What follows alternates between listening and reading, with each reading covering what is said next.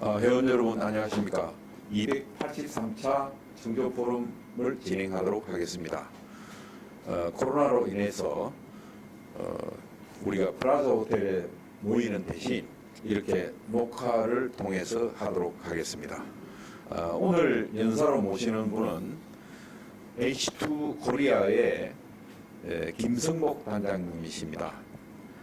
H2 코리아는 산업자원부의 지원단체로서 수소융합 얼라이언스라고 칭하고 있습니다. 김성복 단장님은 1962년생으로서 창원대 경영학 석사, 미국 카네기 멜론대 정보과학 석사를 취득하고 2004년부터 산업자원부 근무를 시작했습니다.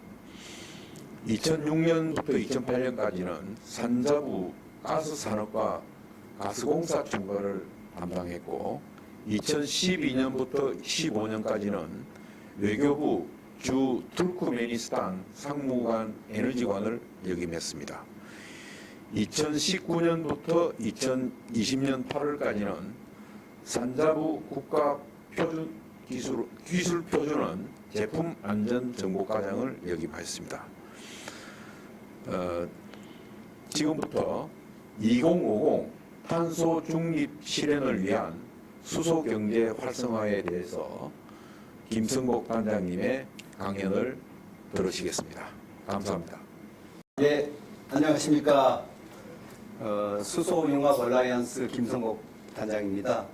우리 회장님 소개시켜 주신 대로 저는 산업부에서 한 30년 근무하다가 작년에 이제 명예퇴직을 하고 이 수소경제 쪽에 조그만 힘이 될 수 있을까 싶어서 이제 단장으로 작년에 10월에 취임을 했습니다. 물론 그 동안에 이제 산업부에서 에너지라든지 산업이라든지 이런 쪽을 했기 때문에 새롭게 틀을 놓는 수소경제에 제가 조금이나마 힘이 될 수 있도록 열심히 지금 노력하고 있습니다. 오늘 이렇게 그 청조포럼 아주 유설픈 청조포럼 재경 부산구청 동문회 초청해 주신 데 대해서 다시 감사를 드리고요. 사실은 좀 이렇게 얼굴 뵙고 이 말씀을 좀 드리고 하면 좀 더 아주 그 좋았을 텐데 아쉬움이 있습니다. 이번에 이렇게 말씀드리고 혹시 또 다음에 기회가 된다면 한 번 더 다시 말씀을 드릴 수 있도록 그렇게 하겠습니다. 오늘 이제 제가 말씀드릴 그것은 2050 탄소 중립 실현을 위한 수소경제 활성화 방안. 그래서 이제 자 그러면 탄소 중립 또는 수소 경제가 태동하고 그 추진하게 된 배경 그리고 글로벌 동향 그다음에 이제 2050 탄소 중립 시나리오에 대해서 좀 말씀을 드리고요. 그리고 이제 국내 수소 경제 활성화 정책에 대해서 좀 말씀을 드리고 또한 뭐 지금 여기 계신 분들이 다 또 관련도 계시고 뭐 여러 분야에서 계시겠지만 민간 부분에서 그러면 수소 산업을 어떻게 진출하고 어떻게 활성화할 것인가 이런 전략에 대해서 또 좀 말씀을 드리고 향후 계획에 대해서 말씀을 드리는 거로 오늘 이제 제가 말씀을 좀 드리도록 하겠습니다. 지금 뭐 오늘도 사실 비가 오고 막 태풍 때문이기도 하지만 또 뭐 가을 장마라 그러고 독일에서도 얼마 전에 아주 기습폭우가 생기고 그다음에 일본, 중국은 뭐 아주 또 피해를 많이 보고 있습니다. 그래서 이런 것들이 결국은 이제 기후변화가 가속화되고 대기오염이 가중이 되면서 이 특히 CO2 풀이 지구 온난화를 일으키는 그런 그 온실가스가 배출이 되면서 기온이 이제 상승하는데 이런 것들이 영향을 미쳐서 지구 평균 온도가 지난 1951년 대비는 1%죠. 그 다음에 우리나라 같은 경우에 지난 100년간 1.8도가 상승을 해서 여러 가지 이제 기후적인 그런 문제가 있습니다. 그래서 그런 것들이 과연 그럼 어떤 영향을 미치느냐? 지구온난화를 통해서 아까 말씀드렸듯이 이제 1도씩 상승을 하게 되면 폭염, 폭설, 태풍, 산불 이상 기후가 이제 점점 더 증가하고요. 그 다음에 이제 그 수증기 함유량이 한 7% 정도 증가를 해서 1도가 올라가면 태풍의 강도가 이제 점점부터 세집니다. 그래서 저도 뭐 겪으면서 수술을 했습니다. 매미라든지 셀마라든지 뭐 프라피루면 여러 가지 하여튼 태풍의 강도가 세지고 그다음 비가 한번 오면 굉장히 강수량이 많아지죠. 그런 거로 인해서 21세기 말에는 폭염 일수가 한 3.5배 증가하는 것으로 이렇게 지금 예측이 되고 있습니다. 이거는 인류의 지속 가능성과 생존과 직결되는 그런 문제로 지금 이제 코앞에 와 있는 그런 상황이 되겠습니다. 자, 그럼 지구 온난화를 어떻게 우리가 이제 어떤 것이냐? 여기 오른쪽에 이제 그 그림을 보시면은 폐기물이나 이런 농업 축산 이런 걸 통해서 나오는 것은 메탄, CH4, 메탄이 이제 생성이 되고요. 그다음에 이제 비료 같은 거 사용하면은 아산화질소 같은 게 나오고, 그 다음에 에너지, 뭐 자동차라든지 여러 가지 발전, 화석연료 발전이라든지 이런 것은 이제 그 CO2가 나옵니다. 이런 것들이 다 모여서 교토 의정서에 의하면 6대 온실가스로 지금 이제 지칭을 하는데, 그 중에 이제 이산화탄소가 대표적입니다. 그래서 이산화탄소를 그 온난화 지수 1로 놓고 이제 메탄이 사실은 양은 적어서 그런데 온난화 지수로 보면 이산화탄소 대비 21배. 그 다음에 아산화질소는 310배. 그 다음에 수량은 작지만 뭐 수소불화탄소라든지 과불화탄소, 육불화학 이런 거는 그 뭐 1300배에서 23900배까지 이런 것들이 이제 그 지구 온난화를 일으키는 온실가스라고 합니다. 보통 우리가 이제 통칭 이산화탄소라고 얘기를 하죠. 이제 이산화탄소가 한 88.6%. 그다음에 그 메탄이 4.8%. 그리고 이제 이 불화탄소, 그러니까 불소가 들어간 탄소 이런 것, 요건 이제 냉매라든지 전자제품 그 반도체 공정에서 그 세척용으로 쓰는다든지 이런 것들이 있는데 요게 한 3.8% 이렇게 지금 이제 온실가스가 배출이 되고 있습니다. 그럼 이 온난화가스 배출되는 이게 그러면 우리 국내는 어느 정도 현황을 갖고 있느냐? 전체적으로 7억 2,760만 톤이 지금 이제 2018년에 생성이 돼 있습니다. 그 중에 아까 말씀드렸듯이 91.36%가 CO2입니다. 이산화탄소. 그 다음에 그 메탄가스, 요게 3.81%, 아산화질소가 1.98%. 이런 식으로 이제 그 불화탄소들은 뭐 그렇게 숫자가 한 3%가 좀 안 되죠. 2.몇 %. 요렇게 지금 그 점유를 하고 있습니다. 그러면 이게 그 온실가스가 배출되는 게 그럼 온실가스 배출 원료도 한번 보도록 하겠습니다. 배출 원료를 보시면 아까 말씀드렸듯이 총 배출량이 7억 2,760만 톤인데 에너지가 6억 3,240만 톤. 그러니까 에너지 사용, 다시 말해서 석탄 발전, 뭐 화력 발전, 가스 발전, 석유 발전 이런 것들. 그다음에 이제 실제로 에너지를 통해서 사용하는 거, 전력 사용, 그다음에 자동차 사용 이런 것들이 이제 그 에너지 쪽에 차지하는데, 그래서 순수하게 에너지 산업에 2억 8,700만 톤, 39.5%를 차지하고 있고요. 그 제조업과 건설업은 25.6%인 1억 8,600만 톤, 수송 분야, 그러니까 차량을 통해서 일어나는 게 9,800만 톤, 13.5%. 그다음에 가정용, 상업용 이런 거로 쓰는 게 이제 한 7.2% 이렇게 차지하고 있습니다.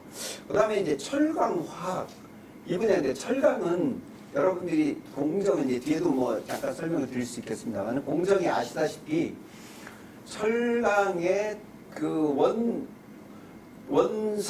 철강석을 녹여내기 위해서 코크스라는 석탄을 활용한 그 코크스를 넣고 그 코크스가 열을 내면서 철광석을 녹이고 철을 한 곳으로 모으는 그런 역할을 하는 건데, 거기서 사실은 그 95.3% 거의 우리나라 전체 자동차에서 일어나는 그런 그 배출량과 맞먹는 뒷부분에 이제 수소 경제하면서 좀 더 설명을 드리겠습니다. 그런 거고요. 화학은 화학 정제 과정이라든지 화학 제조 과정 이런 걸 통해서 이제 4,600만 톤. 그리고 산업 공정은 시멘트도 시멘트를 만드는 과정에서 석회석을 이게 열을 가해서 시멘트를 만들거든요. 그 과정에서 불을 떼 가지고 각종 바이오매스든 뭐 여러 가지 하여튼 시멘트는 여러 가지 많이 뗍니다. 그래서 이산화탄소도 나오고 그런 부분이 이제 한 2,400만 톤. 그리고 F가스 아까 말씀드린 F가스라는 게 뭐 불화탄소라든지 이런 불소 계열이 들어간 냉매나 어떤 그런 산업용으로 쓰이는 게 이제 한 2천만 톤 정도. 그러면 폐기물은 주로 이제 매립이나 소각인데 폐기물은 주로 이산화탄소가 나오죠. 매립을 해도 거기서 메탄가스. 그래서 저런 상암이나 어디 부산의 저기 반송동인가 이런 데 보시면은 반송동에 이제 매립지가 있었는데 그 매립지에서 나오는 메탄가스를 다시 연료로 활용한다든지 그래서 그게 메탄가스가 나오는 겁니다. 그런 그 상황이었고 소각을 하면 여기 역시 이제 아산화질소라든지 메탄이라든지 이런 것들이 지금 나오게 됐습니다. 그래 여기 보시면 배출 흡수량이 있는데 4,100만 톤이 7억 2,700만 톤 중에 4,100만 톤이 배출 흡수를 합니다. 요게 뭘까요? 요거는 우리 잘 아시는 산림이 한 4,100만 톤 정도를 이제 흡수를 합니다. 이산화탄소를 광합성 과정에서 이산화탄소를 먹고 산소를 내놓으니까 그래서 총 순 배출량은 6억 8,600만 톤 정도 이렇게 이해를 하시면 되겠습니다. 그러면 이제 지금까지는 온실가스가 뭐고 원인이 뭐고 배출량이 어떻게 되고 말씀을 드렸습니다. 근데 온실가스 그럼 감축 방향이 어떻게 되느냐? 앞에 슬라이드에서 제가 보여드렸듯이 에너지, 산업공정, 농업 분야별로 이렇게 쭉 이제 이게 있는 거거든요. 요거를 그럼 분야별로 에너지 분야는 어떻게 감축할 것이고 수송 분야는 어떻게 하고 철강은 어떻게 할 것이냐. 이제 요 부분이 보시면은 그 제일 많은 39.5%가 되는 에너지 분야에 대해서 그러면 어떻게 할 것인가. 태양광, 풍력, 재생에너지를 보급 확대하는 것이 가장 기본적인 방향이 되겠습니다. 그래서 국내 그린 수소를 도입하다든지 그린 수소를 생산한다든지 해외로부터 CO2가 없는 CO2 프리 뒤에 또 설명드리겠습니다만 그린 수소를 도입한다든지 그다음에 이 그린 수소를 사용하는 분들에게 기업들에게 페버를 줘가지고 가능하면 탄소를 줄여나가는 길로 가는 인증제도를 도입한다든지 연료전지를 발전, 수소 혼소나 수소 터빈 이런 것들이 좀 더 뒤에 설명을 이제 구체적으로 드릴 거고요. 이런 방법을 통해서 에너지 분야는 그 온실가스를 감축해 나가야 됩니다. 그다음에 수송 분야 같은 경우에는 지금 이제 그 내연기관차 휘발유나 디젤을 떼고 있지 않습니까? LPG 내연기관차를 그러니까 승용차나 소형차는 전기차를 활용하고 이제 중대형차는 사실은 중대형차에 배터리를 얹으면 배터리 무게 때문에 이게 효율이 떨어지기 때문에 그런 경우에는 수소 전기차가 되게 그 효용성을 갖게 되겠습니다. 그리고 이제 수소 선박을 개발한다든지 우리 열차, 트램 이런 거를 수소로 쓴다든지 이런 거를 지금 이제 활발하게 지금 우리뿐만 아니고 해외에서도 진행이 되고 있습니다. 그럼 철강 분야는 어떻게 할 것이냐? 철강 분야에서 이 이산화탄소 나오는 가장 그것은 열원. 다시 말해서 코크스라는 석탄을 거기 쓰기 때문에 거기서 이산화탄소가 엄청 배출이 많이 되거든요. 이거를 이제 수소를 태워서 그걸 이제 소위 말해서 수소 환원제철이라고 하는데 수소 환원제철 공법을 통해서 우리가 이제 그 철강 분야 지금 13.1%거든요. 그러니까 거의 수선 분야나 철강 분야나 이게 거의 뭐 비슷합니다. 우리나라 전체. 그렇게 지금 이제 열원 아니면 열원을 전기로 한다든지 이런 방법을 통해서 이제 감축을 해 나갈 것이고요. 그다음에 건물 분야는 이제 그 가정용 건물용 연료전지 시장을 지금 그 도시가스 LNG CNG, LNG 이런 도시가스를 쓰고 있는데요. 그 도시가스를 수소 연료전지로 한다든지 그다음에 이제 배관을 쭉 깔아가지고 수소를 공급한다든지 이런 쪽으로 지금 방향을 잡아야 되고요. 화학 시멘트는 그린 수소를 공급하고 바이오 그다음에 이제 아까 저 수소 환원 제철과 마찬가지로 수소 여론을 그래서 지금 유럽 같은 경우에는 유럽 제1의 시멘트 회사인 시맥스라고 있는데 이 시맥스가 어떤 지금 시도를 하고 있냐면요. 수소, 이산화탄소가 안 나오는 수소를 활용하고, 그러니까 전기 분해해서 그 수소를 활용하고 시멘트를 만드는 공정에서 나오는 이산화탄소를 결합해서 그거를 다시 연료로 만들어서 그게 이퓨얼이라고 합니다. 그 연료를 만들어서 자동차에 사용하고 다시 그 뒤에 뒷단에 또 나오는 그 이산화탄소는 포집하는 이런 형태의 연구, 우리도 지금 그런 그 연구를 지금 하고 있고요. 이런 상황이라는 걸 이제 큰 방향을 지금 이제 말씀을 드리겠습니다.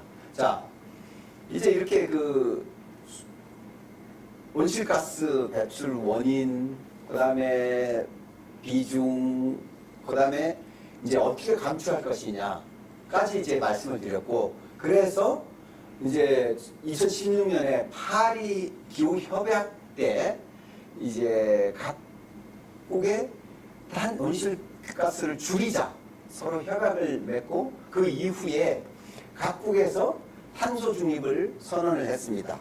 미국 같은 경우에는 2050년에 이제 지금 저 바이든 정부가 들어오면서 2050년에 탄소 중립. 탄소 중립이라는 것은 그 배출량, 탄소 배출량이 어떤 형태로든 제로가 되겠죠. 그래서 다른 말로 넷제로. 더 이상 지금 기준으로 탄소가 더 이상 늘어나지 않고 탄소가 제로로 되겠다. 요게 이제 탄소 중립이라고 보시면 되겠습니다. 미국은 2050년, 예컨대 이제 독일, 영국 이런 경우에는 탄소 중립 계획서를 이제 그 유엔에 제출했고요. 스웨덴이나 프랑스 7개국은 그 탄소 중립을 법제화를 아예 했고요. 그다음에 중국은 이제 자기들이 지금 사실은 산업화가 늦었잖아요. 늦다 보니까 아직은 좀 빨리 할 수가 없는 상황이라 해가지고 10년 뒤인 2060년에 탄소 중립을 하겠다고 지금 선언을 했고요. 일본이 작년 10월 26일에 2050년 하겠다. 우리도 10월 28일에 2050년에 탄소 중립을 달성하겠다. 이러다 보니까 국가가 이제 정책적으로 이렇게 나가니까 기업들도 대기업들이 이제 이 마이크로소프트, 뭐 애플, LG화학, SK그룹들이 이제 1000개 이상의 기업들이 탄소 지금 선언을 했는데, 자, 마이크로소프트는 그럼 왜 탄소 중립이지? 뭐는 무슨 얘기야? 이렇게 이제 아마 모르시는 분들은 의아해 하실 텐데, 사실은 그 마이크로소프트가 제품을 만들거나 개발하거나 하면서 결국 소프트웨어지만 그 전기가 어마어마하게 듭니다. 예컨대 지금 그 유행하는 저기 그 비트코인 채광 그걸 하는데 거기에 들어가는 전기가 남미에 있는 국가에 1년에 쓰는 전기보다 2배가 이렇게 더 들어가는 이제 그런 상황이 되니까 마이크로소프트나 애플은 자, 우리가 제품을 개발하고 만드는데 쓰는 전기를 CO2 프리가 아닌 전기로, 그러니까 저기 그 탄소가 배출되지 않는 전기, 재생에너지나 뭐 이런 거로 하겠다. 이게 이제 그런 기업들의 탄소 중립이에요. LG화학 같은 경우는 지금 화학 제품 만들고 이런 과정에서 탄소 중립을 하고, SK도 마찬가지고요. R200 참여를 선언했습니다. 그리고 또 R200이 뭐냐? 그 리뉴어블 에너지를 100%로 쓰겠다. 이런 얘기입니다. 그래서 재생에너지를 100%로 쓰는 그런 걸 하겠다. 이래서 이게 이렇다 보니까 국가적으로 이렇게 탄소 중립 선언을 하고 기업들도 그런 걸 하는데 이제 금융 차원에서 비재무적인 평가, 뒤에 다시 이걸 제가 설명을 드리겠습니다만은 ESG라 그래서 환경, 사회, 지배구조. 그래서 ESG라 해서 투자자가 투자 대상 기업을 평가할 때 친환경적이냐, 친사회적이냐, 그 다음에 이 지배체제 구조가 그 투명하냐, 건실하냐, 이런 것들을 비재무적으로 ESG인데 지금 그 우리 기업들도 전부 ESG 굉장히 지금 아주 그 목을 메고 있습니다. 그런 상황으로 지금 이제 탄소 중립 선언이 이행되고 있다. 이렇게 말씀을 이제 드리고요. 아까 제가 뭐 쭉 나라별로 쭉 말씀을 드렸는데 지금 선언한 나라가 14개국 플러스 EU가 이제 한 7개 이렇게 치면 한 20 몇 개국이 지금 한 거고요. 이렇게 뭐 예컨대 미국은 캘리포니아, 미국은 사실 주 단위로 이게 그 주가 하나의 국가이기 때문에 캘리포니아주가 2018년에 2045년을 목표로 하겠다. 노르웨이는 2030년, 핀란드는 2035년, 오스트리아 아이슬란드는 2040년. 그다음에 이제 대부분이 이제 2050년에 그래서 캐나다, 칠레, 덴마크, EU, 일본, 그다음에 이제 뉴질랜드, 아프리카, 우리나라도 마찬가지고 중국은 이제 2060년에 하겠다. 이렇게 지금 하고 있습니다. 좀 전에 말씀드렸던 환경사회 지배구조 ESG. 그래서 이게 지금 미국 같은 경우에는 그 Climate Action이라고 해서 100 플러스 그룹, 그래서 450개의 글로벌 투자자가 조성했는데 한 40조 달러를 운영하는데 이 사람들이 어디다 펀딩을 하고 어디다 투자를 하느냐, 결국은 ESG를 실천하고 이행하는 기업들에다 투자를 하는 겁니다. 그래서 2020년 수익률 탑10 펀드 중에 5개가 친환경 펀드로 지금 돼 있기 때문에 기업들이 대기업, 우리나라 같은 경우 대기업들이 ESG를 할 수밖에 없는 그런 사회 환경과 구조가 됐다고 보시면 됩니다. 그래서 국내 ESG 현황을 잠깐 설명을 드리면 ESG 채권이 한 2018년에 1조 원대, 2019년에 28조, 그다음에 2020년에 43조로 증가가 됐습니다. 국내는 근데 아직까지는 ESG 투자 기반이나 평가 기준이 미흡한데 지금 그래서 그 ESG에 관한 연구를 그 표준협회가 ESG 표준을 지금 그 만들어서 보급하고 있고, 그다음에 이제 생산자본부가 ESG 기업 경영에 대한 ESG를 연구하고 있고, 국회 차원에서도 그 ESG 포럼이 운영되고 있습니다. 저도 뭐 거기에 위원으로 가 있습니다만은 우리 세계 1위 이제 자산 블랙록의 CEO가 이제 한국 대기업이나 투자 기업들한테 2020년 말까지 기후변화를 경영 전략에 반영해라. 그래서 여러분들 아마 기억하시겠는데 2020년 작년 막 그 하반기에 국내 대기업들이 전부 다 앞다퉈가지고 수소 추진단이니 뭐 수소 사업을 어떻게 하니 뭐 이 수소 전략 발표를 아주 릴레이가 있었습니다. 그 뒤에 다시 설명을 드리겠습니다만은 그 결과 수소에 이제 대기업들이 투자를 상당히 지금 하기로 돼 있고요. 이제 2030년 글로벌 ES 투자 규모는 한 100조 달러 정도 될 것으로 예상이 되고 있습니다. 자, 그러면 이 기업들이 이제 지금까지 다시 말씀을 드리면 그 온실가스가 뭐고 어떻게 생겨나고 어느 분야에 생겨나고 다시 그거를 하기 위해서 탄소 중립을 선언했고 다시 그것이 기업 영향에 미쳐서 ESG를 감화하는 데까지 왔다. 그런데 과연 그러면 이게 어떻게 그 기업 활동에 영향을 미칠 것이냐 하는 거에 대해서 이제 좀 설명을 제가 드리도록 하겠습니다. 탄소세, 탄소국경세가 이제 본격적으로 도입이 될 텐데요. 기재부 같은 경우에 지금 탄소 가격 체계 분석과 탄소세법 도입을 지금 검토하고 있는데, 자, 탄소 가격을 예측하는 그걸 보면 국제통화기금의 현재 탄소세는 톤당 2달러입니다. 무슨 얘기냐? CO2 그 배출하는데 톤당 2달러거든요. 근데 2030년 되면 75달러 톤당. 그다음에 세계은행에는 2030년에서는 50달러에서 100달러라고 지금 예측을 하고 있고요.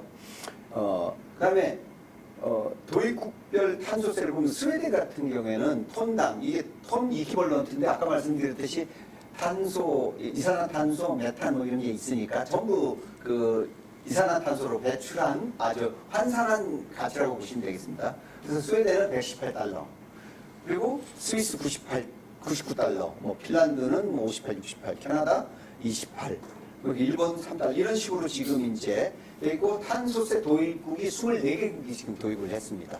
그럼 이게 기업 활동에 어떻게 영향을 미치느냐? 그 옆에 표를 이렇게 보시면 자 포스코 같은 경우에 영업이익이 19년 이익이 3조 8,689억이 영업이익이 났는데 탄소세가 만약에 톤당 10달러가 된다 그러면 영업이익이 25.3%에 되는 정도 되는 9,778달러를 탄소세로 줘야 됩니다. 그 탄소세가 한 30달러 된다. 그러면 자기 영업이익의 75%를 줘야 됩니다. 이 2조 9천억을 탄소세로 줘야 되는 거예요. 그러니까 근데 이게 만약에 50달러 넘어간다. 적자입니다. 4조 8천억을 탄소세로 줘야 되니까 이 정도 되면 한 10달러만 돼도 거의 영업이익이 지금보다 한 4분의 1 토막이 나는데 이게 이런 듯한 거죠. 그러면 어디 예컨대 이제 여기가 좀 이제 크고요. 쭉 와서 뭐 삼성전자는 워낙 여기가 이제 사실은 그 호철은 탄소 배출이 거의 우리나라 자동차 산업만큼 많기 때문에 그런 현상이 생기는 거고요. 삼성전자 같은 경우에 영업이익이 27조 7천억이 넘죠. 그래서 10달러일 경우에 0.5%만 주고 50달러 돼도 2.4%. 그다음에 LG화학 같은 경우는 좀 이제 57% 이런 식으로 상당히 지금 근데 여기 지금 아까 말씀드렸듯이 뭐 2050년 되면 30년, 10년 안에 50달러에서 100달러라는 얘기죠. 이것은 당장 이거를 대책을 안 세우면 이거는 뭐 우리가 탄소 중립을 하자 뭐 해야 된다 좋아서 해야 된다 이게 아니고 당장 우리 기업들의 생존과 이익에 직결되는 문제입니다. 그래서 이제 탄소세는 이렇게 말해서 탄소 국경세를 이제 유럽연합은 내후년부터 적용을 하기로 했습니다. 유럽연합에 참여하는 국가가 한 28개국이 참여하고 인구가 5억 명인데 전 세계 GDP의 24% 차지하거든요. 한국의 제3위 교역국입니다. 그 탄소 국경세는 핵심적으로 말씀드리면 자 A 지역에서 탄소를 한 1 들어가면서 만들었다. 근데 B 지역에서는 탄소가 한 5 들어가면서 만든다. 그러면 여기 5로 만든 데가 사실은 가격이 이제 더 싼 거죠. 왜냐하면 그 탄소가 적게 들어가는 거는 비용이 올라가게 돼 있으니까 5로 들어가면 싸잖아요. 그러면 그대로 갖다 팔면은 가격 경쟁이 안 되죠. 그러니까 들여오면 국경 넘어와서 들어오면 4만큼이든 3만큼이든 어쨌든 그에 상응하는 국경세, 국경을 넘어오는 탄소 국경세를 도입하겠다. 그래서 탄소 국경세는 핵심적으로 2050년 그 탄소 중립 경제 달성을 위한 핵심적인 그린딜의 일환입니다.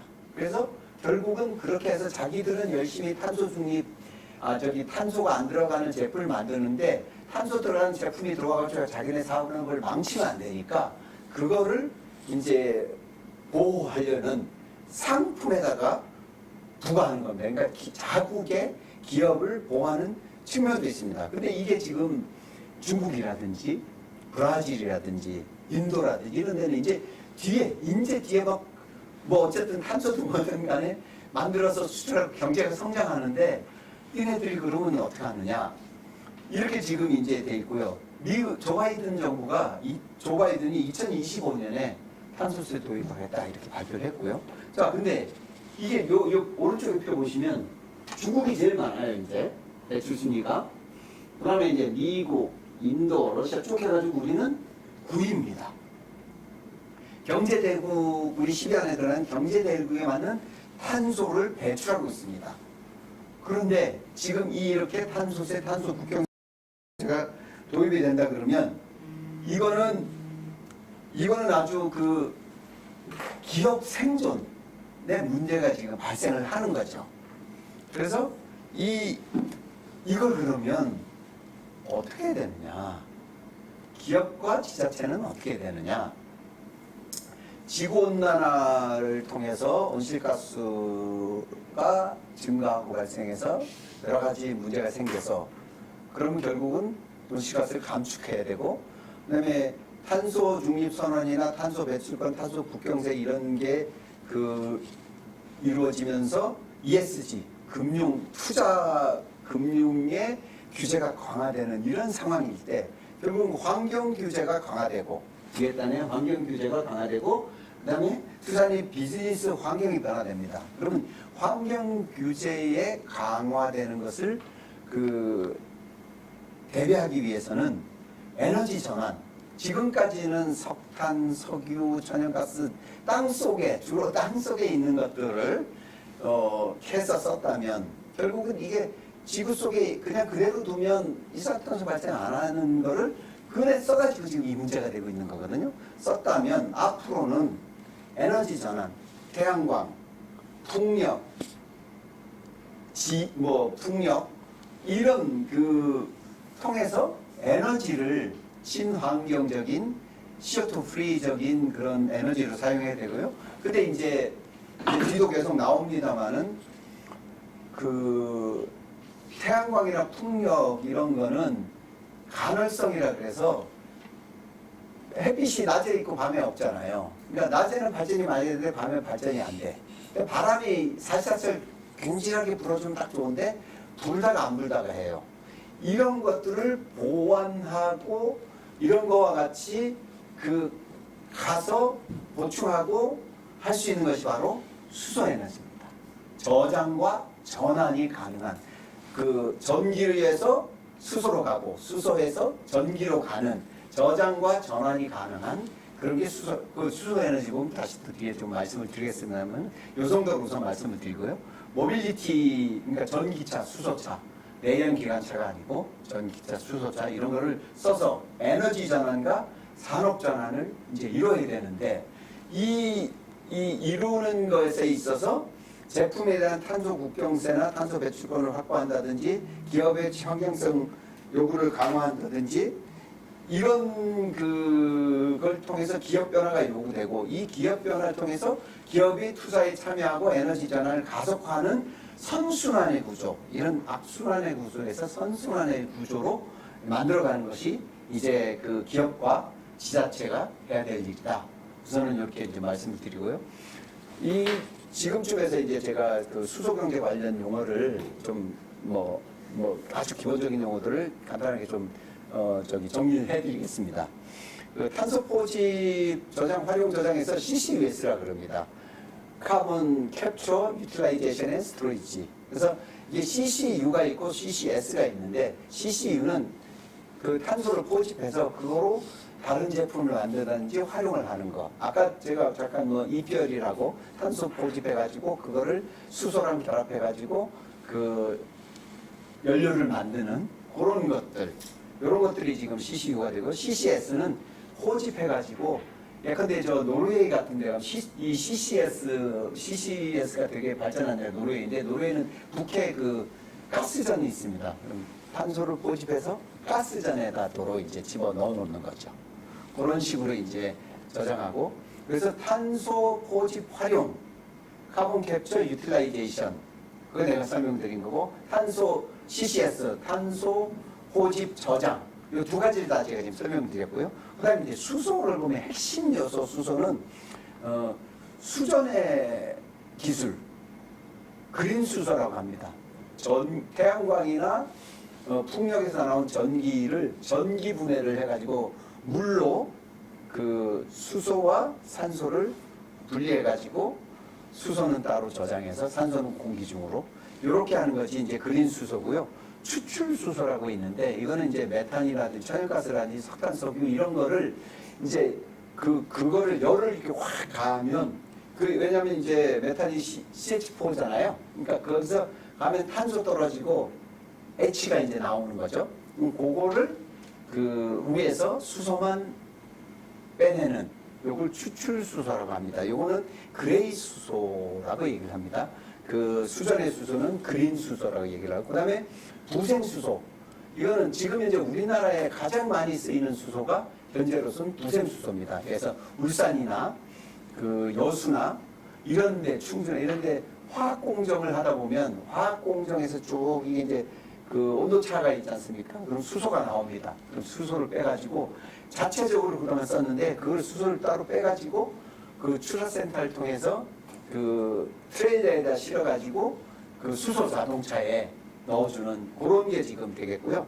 그 다음에 이제 전력 공급에 있어서 그 부유식 시스템을 해서 저 바닷가에다, 먼바다 이런 데다 이제 풍력 그거를 띄워가지고 하는 게 이제 부유식 시스템이고요. 수소 터빈.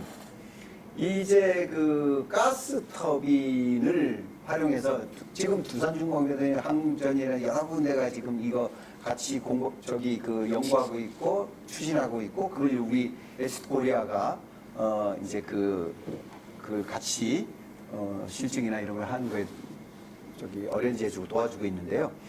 이 수소 터빈을 가스 터빈의 연료로서 이걸 그래서 처음에 그냥 그 수소만 하면 100%는 이제 수소 방식인데, 초기 지금 단계에서 혼소라 그럽니다. 가스와 수소를 같이 떼서 그로 스팀을 만들고 전력을 만드는 이런 게 지금 이제 진행 중에 있고요. 그다음에 암모니아 발전이라 해서, 암모니아는 그 NH3죠. NH3인데 암모니아는 질소와 수소가 결합된 형태지 않습니까? 그래서 이 암모니아를, 그러니까 그린 수소를 만들어서 그 그린 수소를 질소, 대기 중에 있는 질소와 결합을 시켜서 액체로 만들어서, 지금도 이 기술은 있습니다. 액체로 만들어서 가져와 가지고 이제 그거를 다시 그 수소하고 분리해서 한다든지, 아니면 아예 아모니아 자체로 한다든지, 뭐 몇 가지 기술적인 그 논점이 있습니다만은, 그런 식으로 해서 운송, 저장, 활용할 수 있는 인프라를 구축하는 그런 게 지금 이제 기본적으로 돼 있고요. 자, 아까 이제 온실가스 배출량에 대해서는 그 쭉 말씀을 드렸으니까 부문별로도 제가 말씀을 드렸고요. 그래서 그러면 그 우리나라의 이제 잠깐만요. 우리나라의 온실가스 감축 노력과 성과에 대해서 이제 잠깐 간단하게 말씀을 드리고 탄소 중립의 개념에 대해서 좀 설명을 드리겠습니다. 그 우리나라가 2020년 온실가스 감축 목표를 이제 2009년에 세웠고요.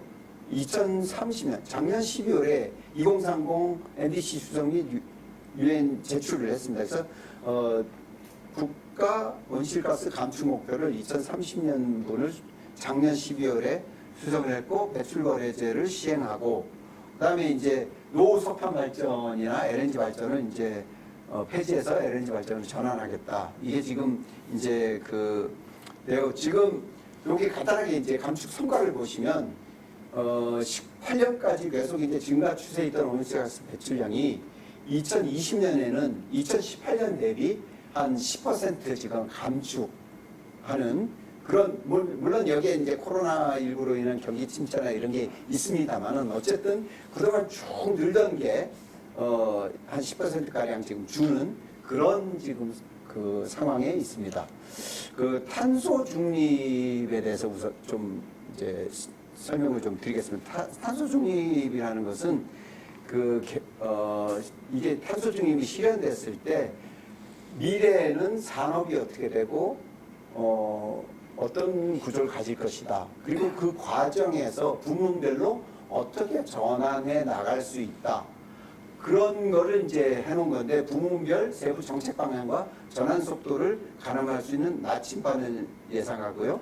그 2050년에 미래상 예측으로 법적인 그 구속력을 가진 것은 아닙니다. 그래서 중간 목표, 후속 계획 이런 것들 지금 방향성을 제시하고 있고요. 그 정책적 여건 변화를 고려해서 일정 기간마다 갱신을, 지금 탄소 중립 발표해 놓았고, 지난 20일 날 제가 거기 탄소 중립 그 에너지 분과에 회의 참석해서 몇 가지 이제 같이 논의를 해서 그 실질적인 방향을 얘기했고요. 또 이번 금요일 날도 목요일 날도 그런 이 수소 분야의 탄소 중립 시나리오는 어떻게 반영을 어떻게 할 것인가 이런 것들이 지금 이제 되고 있고요. 지금 고려 사항으로는 잘 여기 뭐 보시겠지만 탄소 중립 기술 혁신과 상용화라든지 이런 국민인식 전제 이런 것들이 사실은 이게 그때 단순히 탄소 중립이 그냥 야 하자 이렇게 되는 게 아니고 두 가지 측면이 있습니다. 하나는 우리가 하고 싶지 않아도 할 수밖에 없다. 국제 산업 구조 변화. 그리고 우리가 안 하면 지금 그런 체제가 유지되느냐? 유지될 수가 없다. 그러면 여하에 어떻게 잘할 것이냐? 이런 것들이 단순히 그런 역사적인 뭐 그런 책임 이런 것뿐만 아니고 실질적으로 산업 구조를 변화시키는 그런 작업이 되겠습니다. 그래서 탄소 중립 시나리오의 사회 모습을 이렇게 이제 좀 설명을 드리면 재생에너지 발전 비율이 현재는 한 6.6%에서 2050년에 한 56%, 많게는 70%까지 재생에너지 발전 비율을 확대될 것이다. 또는 해야 된다. 또는 할 것이다. 이렇게 되는 거고요. 수송 분야에서 지금 3.4%거든요. 친환경차. 친환경차라는 거는 수소차, 전기차. 그게 지금 3.4%인데 2050년에는 76%에서 많게는 97%까지.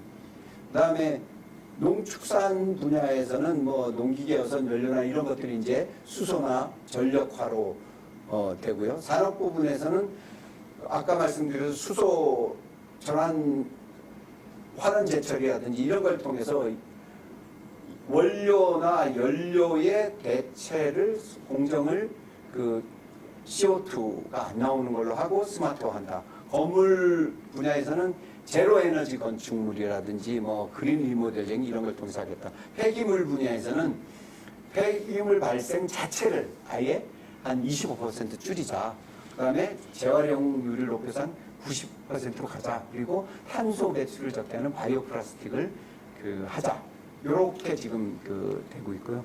에너지 탄소 중립 시나리오에 따른 에너지 수요 전망을 보시면 에너지가 지금 이제 수요는 뭐 변동이 현재가 2억 2,500만 톤, 2억 2,600만 TO죠. 현재인데 2050년에도 219만 TO입니다. 그러니까 사용량은 그렇게 큰 변화가 없는 거로 지금 이제 보입니다. 그래서 뭐 기껏 대략 2018년 대비 0.3에서 2.9% 감소. 자, 그럼 에너지 그대로 쓰네? 그게 아니고 최종 에너지 기준으로 온실가스를 배출하는 이제 뭐 석탄이나 석유, 도시가스를 줄이고 전력, 신에너지 이런 수요를 증가시키겠다. 그래서 이 구성을 보시면 이제 지금은 예컨대 이 파란 부분 있죠? 파란 부분이 이란, 이안, 삼안인데 이렇게 되는데 감축 후의 최종 에너지 수요를 보면은 오히려 이제 이게 재생에너지가 늘어나고 전통 화석연료 이런 건 줄어드는 아예 이 색깔 자체 구조가 다른 그런 구조를 숫자는 뭐 참고하시면 되겠고요. 그런 상황이 됩니다. 그래서 2050년에 온실가스 배출 전망은 이제 아까 제가 7억 2,700만 톤이라고 2018년 기준에 7억 2,700만 톤을 말씀을 드렸는데 감축 후에 이란, 이안, 삼안이 있습니다.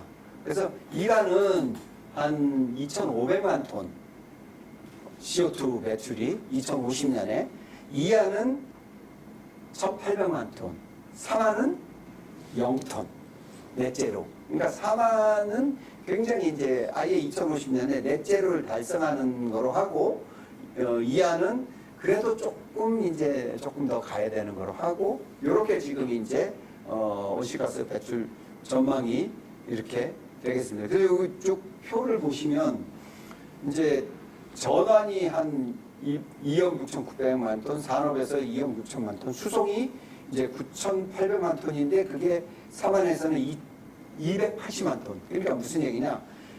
우리 자동차나 이런 거에서 한 13% 정도 되는 탄소 배출량을 그게 9,800만 톤입니다. 그거를 이제 한 280만 톤 수준으로 줄이겠다. 이게 지금 탄소 온실가스 배출 전망의 시나리오가 되겠습니다. 그래서 흡수원은 지금 이제 4,100만 톤이 있는데 쭉쭉쭉 해서 2,400만 톤. 이거는 이제 그 분모가 줄어드는 만큼 흡수량도 줄어든다고 보시면 되겠고요.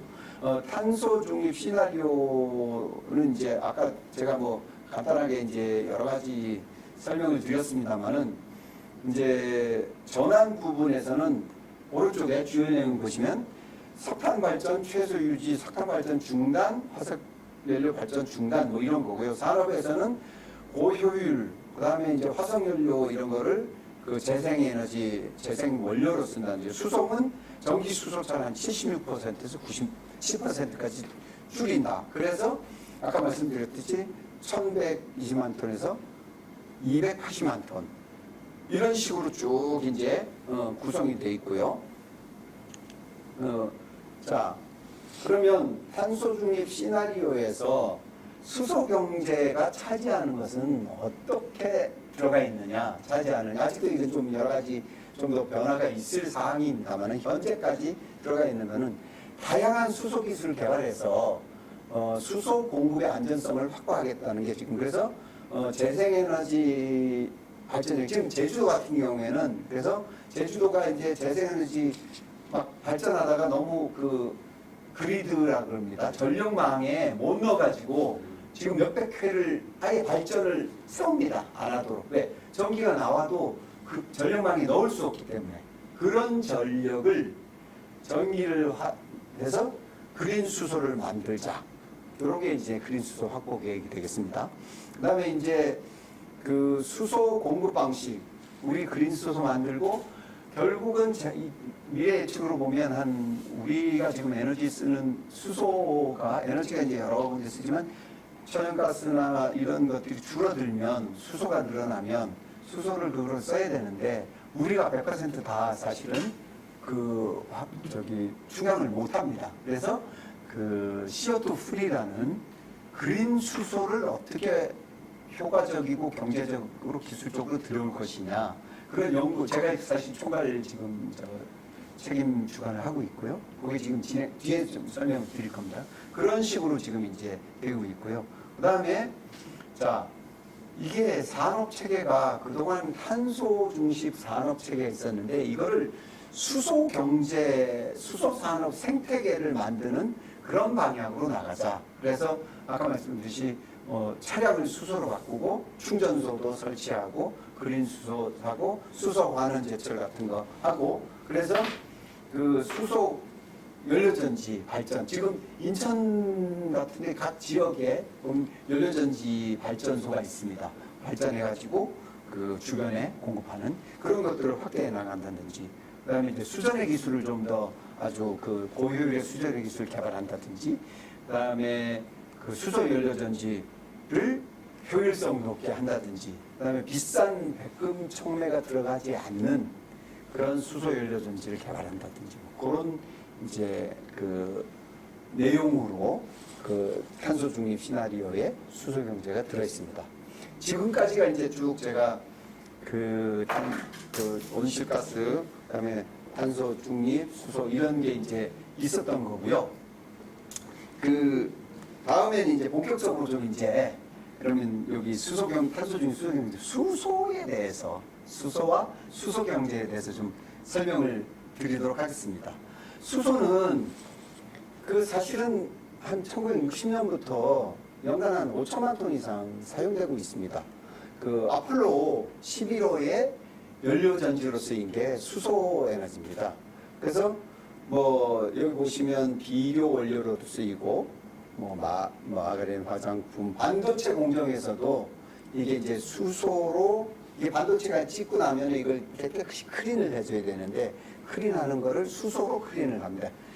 그런 거 보석 가공 뭐 약 스테인리스 철강사 이렇게 지금 이제 활용단에서는 수소 전기차 수소 버스 충전소 이렇게 있고요. 자 그럼 이 수소 경제가 왜 수소 경제가 필요하냐? 지금까지 제가 쭉 설명드린 대로 수소는 CO2가 배출되지 않는 CO2가 없는 친환경 에너지입니다. 그러면서 말씀드렸지만 전기를 수소로 전환시키고 수소를 다시 사용해서 전기를 생산시키는, 그래서 서로 왔다 갔다 할 수 있는 에너지 전환, 그 다음에 이제 에너지 저장, 그래서 에너지 캐리어라고 합니다. 수소를. 이제 전기는 이렇게 일정 양을 일정 시간에 플러스 마이너스 같이 딱 써야 밸런스가 맞아야 이게 되는데, 그래서 밸런스가 안 맞았던 게 언제였냐면 2011년인가요? 12년인가요?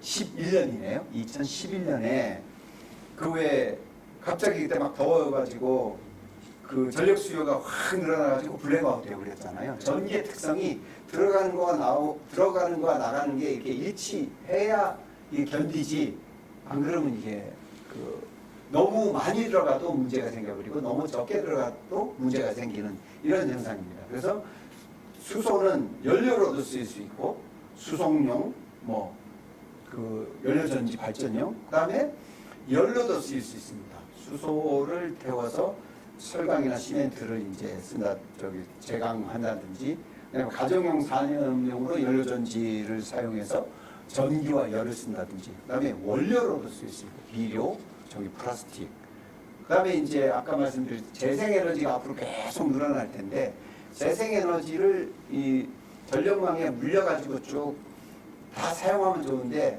그 갭이 있는 거를 이제 수소를 통해서 에너지를 저장하는 그런 수단이 되겠고요. 그다음에 또 이제 지금 우리가 사실은 우리 산업 구조에서 굉장히 많이 제일 중요한 축이 이제 반도체도 있지만 자동차 같은 경우에 되게 전후방 연관 산업이 크잖아요. 그래서 내연기관이 지금 한 3만 개의 그 부품으로 구성됐다고 하는데 전기차는 19,000개입니다.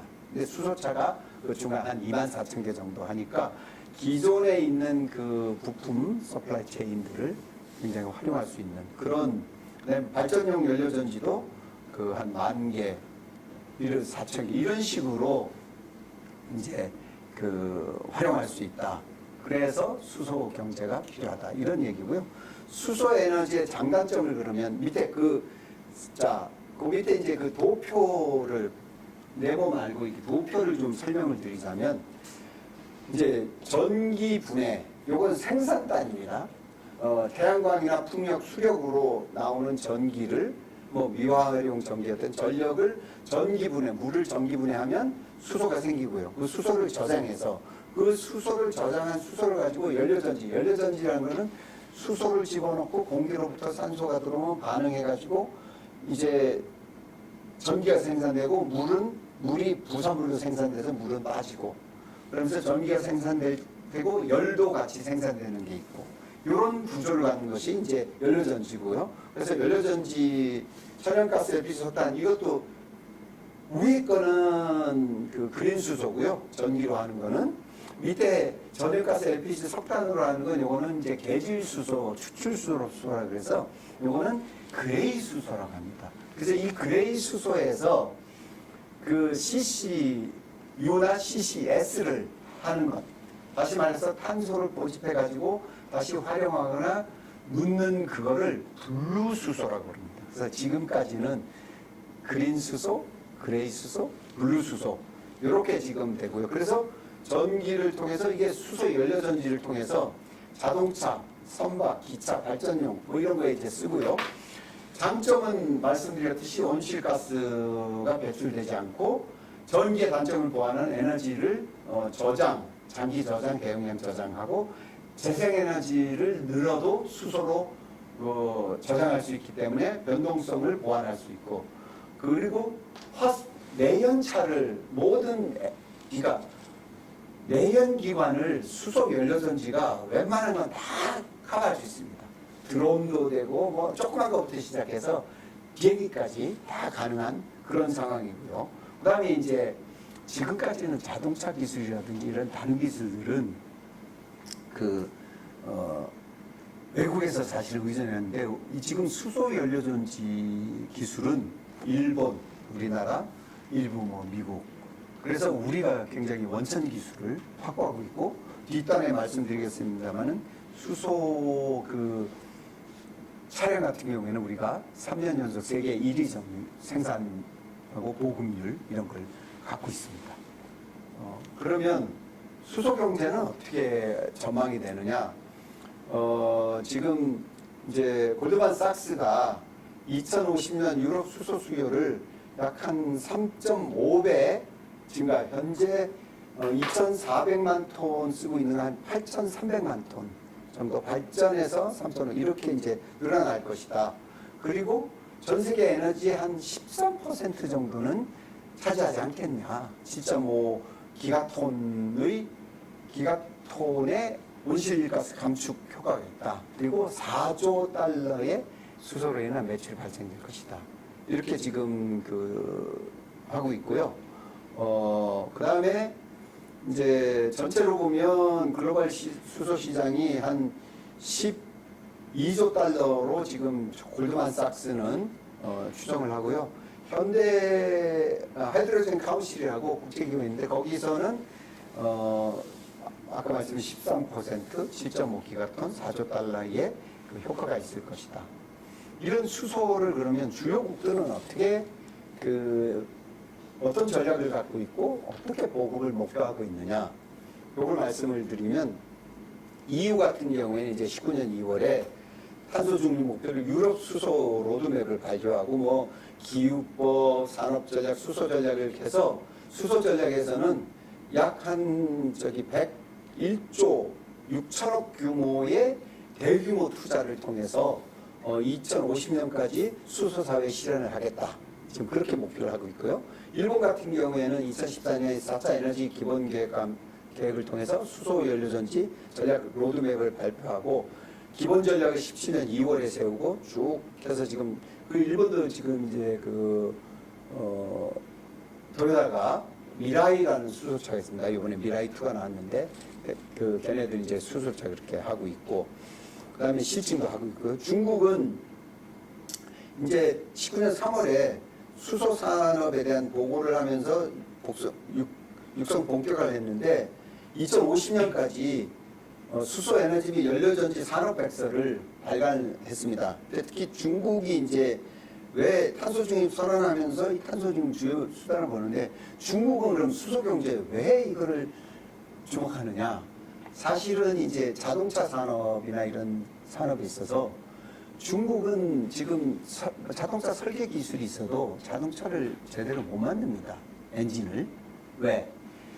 그 생태계가 조성이 안 됐습니다. 그래서 차라리 그러면 수소차로 전환하자. 그 이제 중국이 요즘 우리가 뭐 카카오페이니 뭐니 쓰는데 중국이 우리가 훨씬 더 빨리 알리페이니 뭐니 이런 걸 했어요. 왜?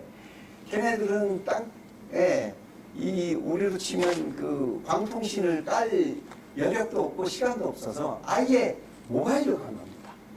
그런 점이 오히려 우리보다 모바일 쪽에서는 모바일페이나 이런 쪽에서는 거지도 그 알리페이나 그거 받는다는 거 아닙니까? 네. 그렇게 가니까 수소 쪽도 자기네가 이제 그런 쪽의 기회를 보는 거고요. 그래서 이제 프랑스 같은 경우에는 수소연료 발전 계획 발표, 에너지법 발효 이런 식으로 해서 국가청정 수소 개발 전략, 독일도 마찬가지고요. 독일이 수소에 있어서는 굉장히 기술력이 있는 그런 나라가 되겠습니다. 네, 네덜란드 같은 경우. 미국도 이제 캘리포니아주가 재생 수소 생산이 그래서 우리 현대자동차가 캘리포니아주, 일본 애들이 캘리포니아주와 협력을 해가지고 일본 차를 거기 지금 많이 지금 수출하고 있고요. 쭉 이제 뭐 쭉쭉 그 설명을 이렇게 여러 가지가 있는데 일본은 지방에 제로 배출 도쿄 전략 이런 거 하고요. 오사카 비전 뭐 이런 거 하고 수소 스마트시 고백 계획 이런 걸 통해서 일본도. 근데 우리나라 건 조금 뒤에 이제 설명을 드릴게요. 베이징은 산업발전 실시 방안 올 4월에 그래서 이제 수소차는 10,000대, 충전소 37기, 뭐 선도기업 10에서 15개 이런 식으로 해요. 상하이도 마찬가지고 수소차 뭐 3,000대, 중기로는 3만 대 수천성도 마찬가지고. 그래서 수소 상용차가 이렇게 쭉 판매를 많이 하고 있습니다. 상하이 자동차가 연료전지 승용차도 지금 하고 있고, 시범도시로 16개 지자체가 하고 있고요.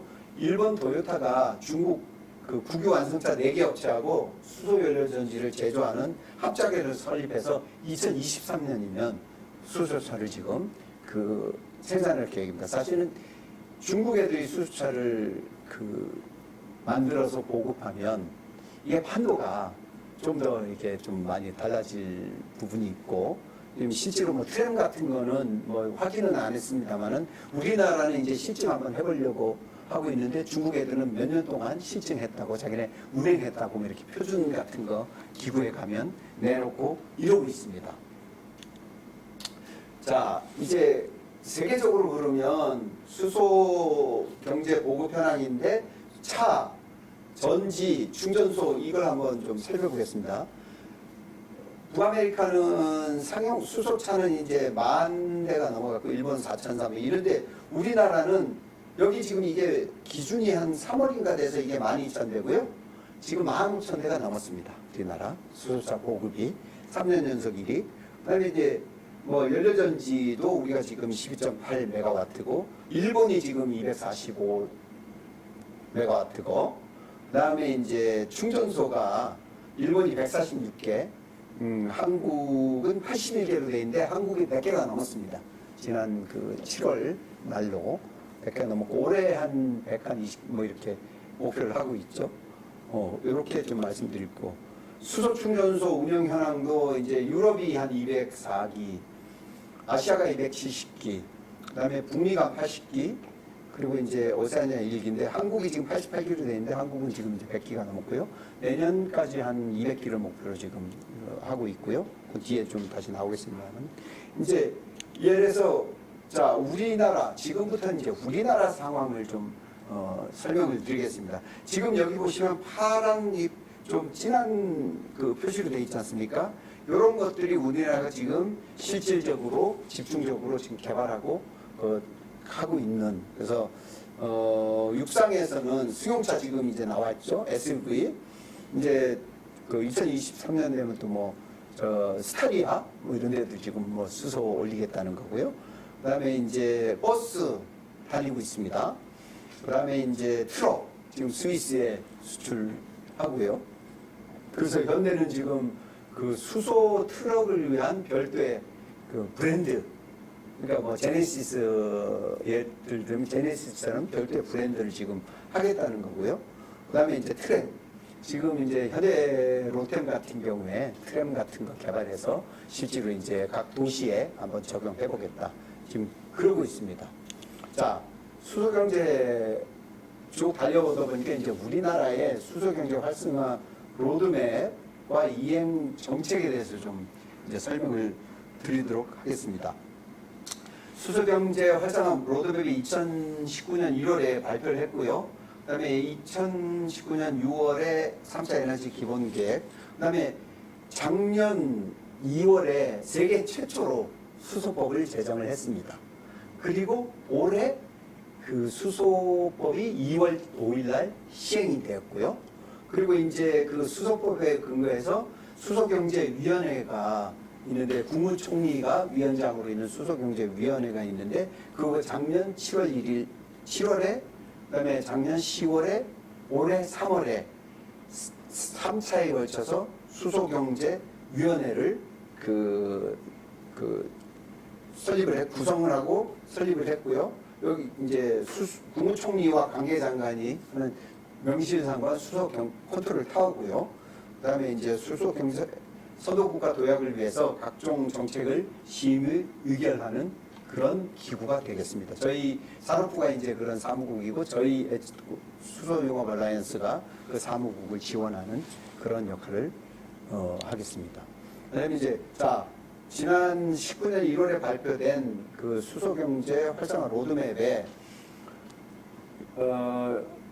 2030년까지는 자동차를 한 85만 대를 하겠다, 보급하겠다. 그 다음에 충전소는 한 660개소 정도, 그다음에 연료전지는 한 2기가와트 수준, 그다음에 연료는 194만 톤. 지금 이제 뒤에 말씀드리겠지만 좀 더 늘어났습니다. 이런 게. 그다음에 이제 그 단가는 한 4,000원. 지금 한 단가 한 8,000원 정도 됩니다. 1kg에. 1kg 가지면 한 그 6kg, 60kg. 1kg 가지면 60kg 정도 갑니다. 예. 그러니까 그 한 8, 9kg, 한 10kg 충전이 되는데 한 600kg 이렇게 가는 걸로 지금 그렇게 되어 있습니다. 수치는 조금 약간 다를 수 있는데 대략 이제 그 정도가 됩니다.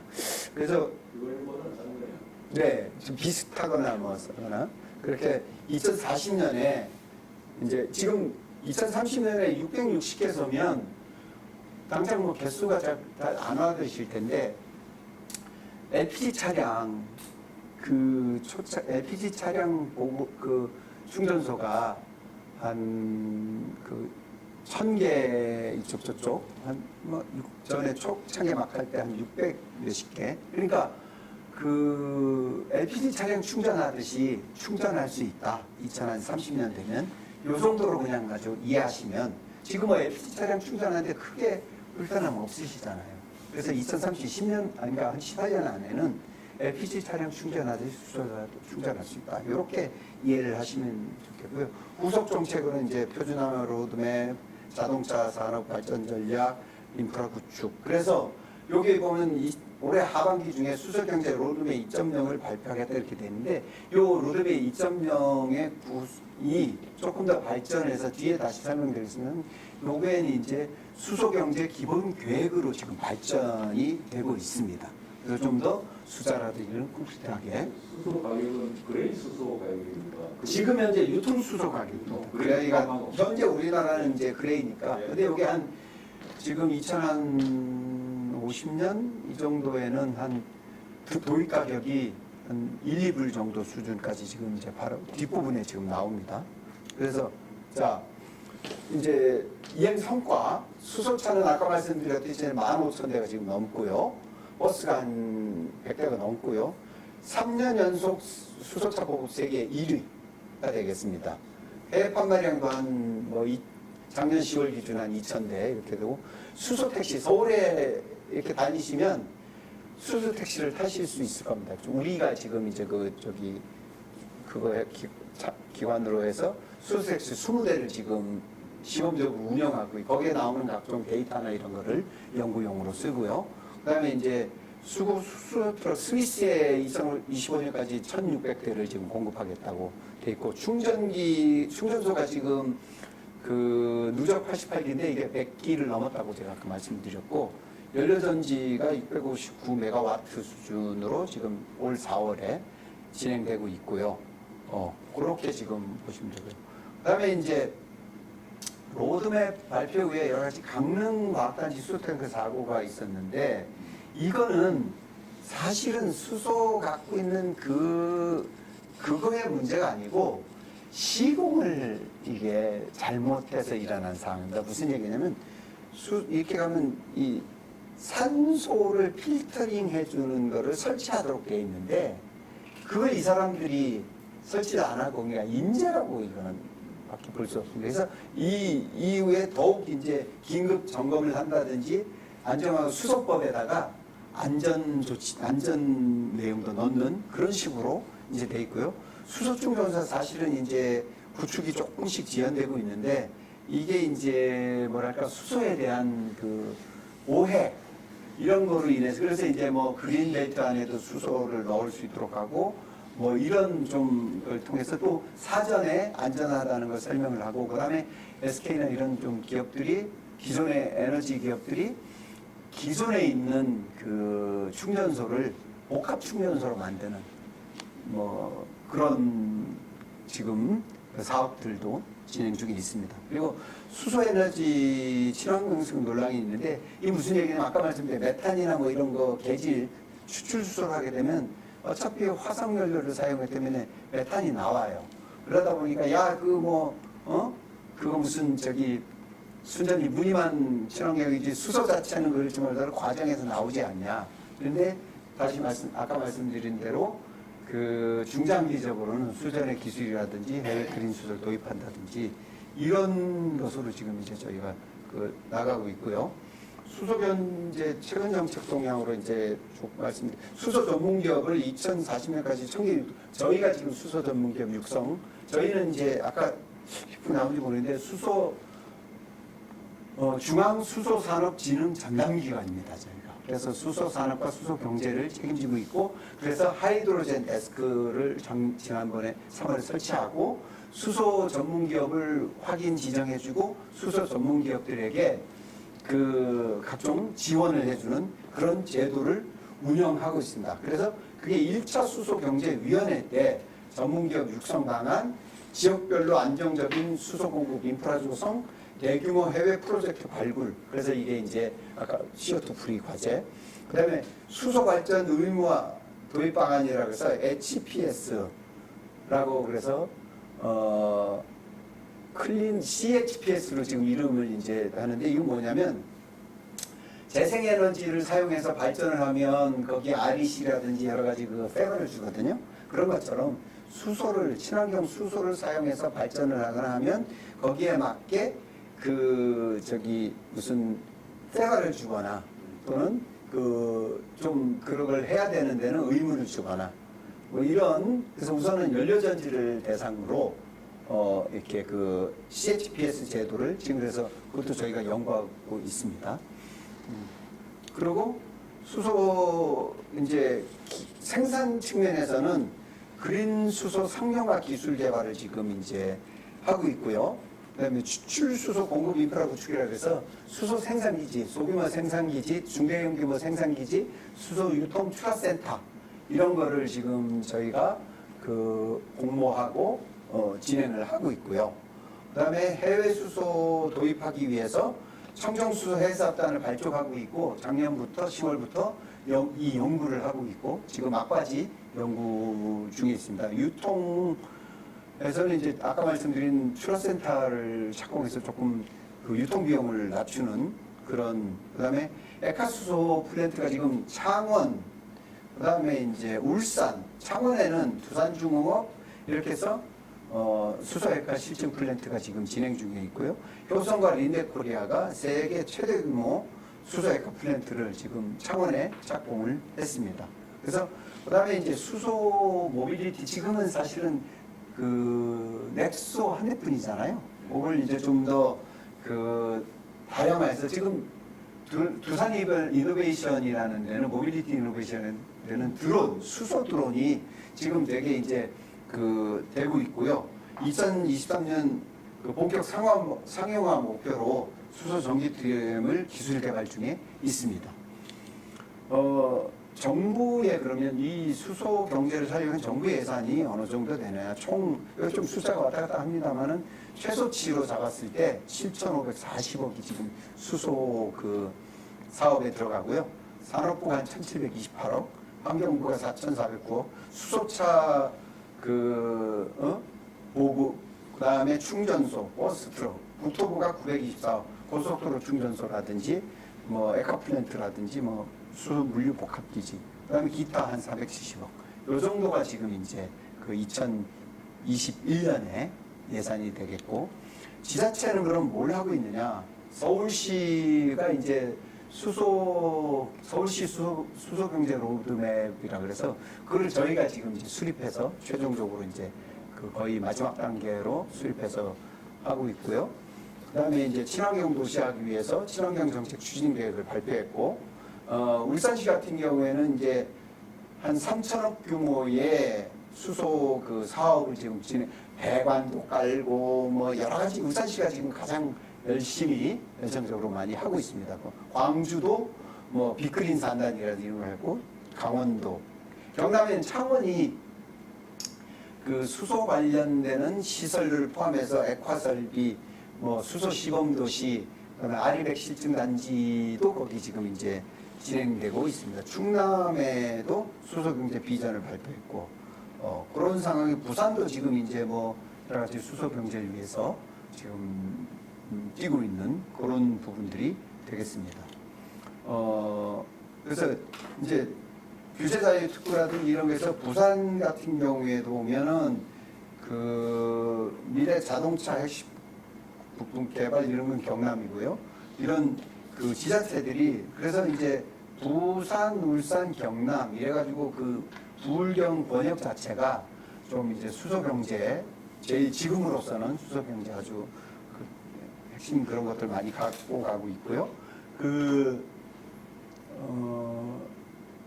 평택 같은 경우에도 지금 대규모 생산 기지를 지금 중대 규모 그런 걸 지난달에 벌써 착공식 같은 걸 했고요.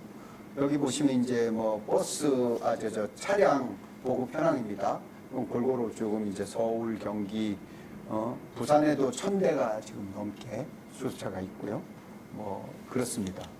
그다음에 이거 이제 이런 이런 사업들 전략 수립한 것들 서울, 경기, 인천 조례가 있는 것들 그다음에 클러스터 분산이 어떤 쭉 이게 지금 수소 경제를 추진하고 있는 그런 게 되겠습니다. 그래서 그러면 이 수소 경제를 위해서 앞으로 어떻게 계속 진행해야 되느냐? 지속적인 보급을 확대하고 민간 투자를 활성화해야 되겠다.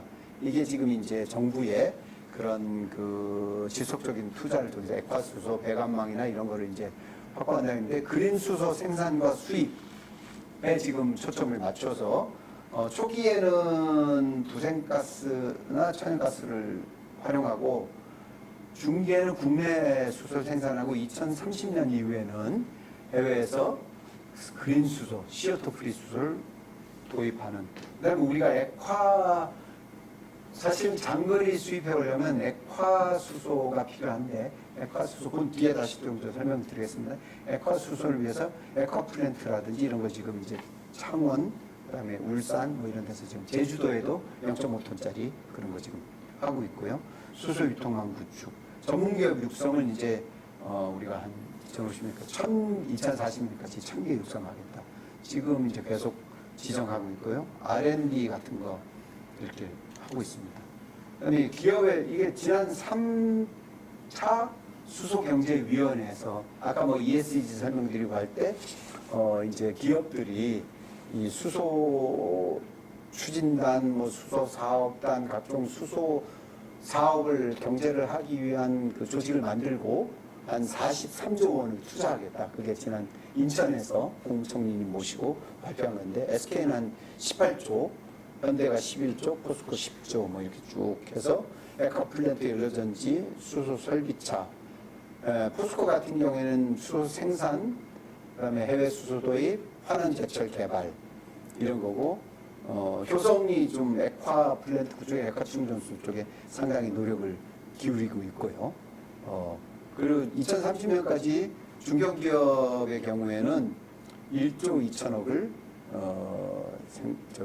투자하겠다 이렇게 나와 있고요.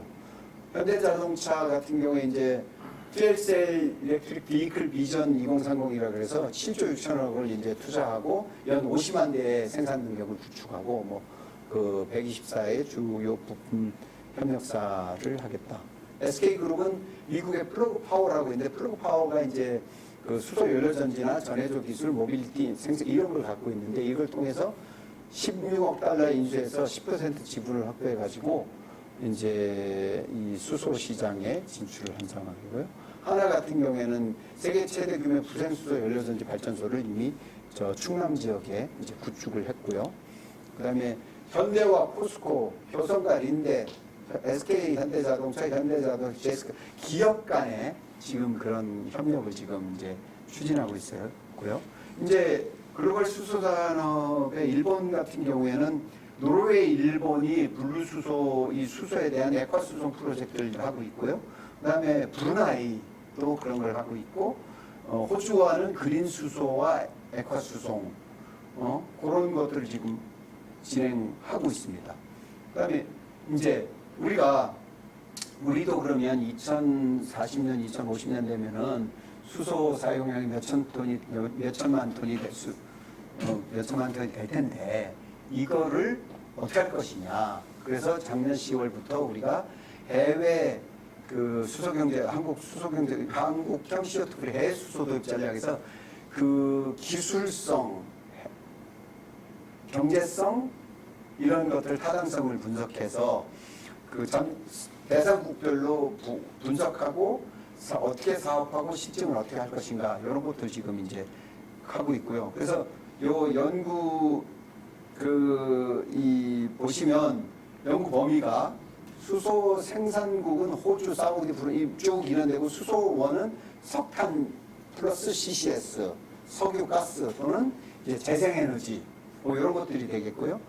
고압 수소로 가져올 것이냐, 액상 유기 화합물로 가져올 것이냐, 암모니아로 가져올 것이냐, 액화수소로 이런 것들을 다 연구를 하고요.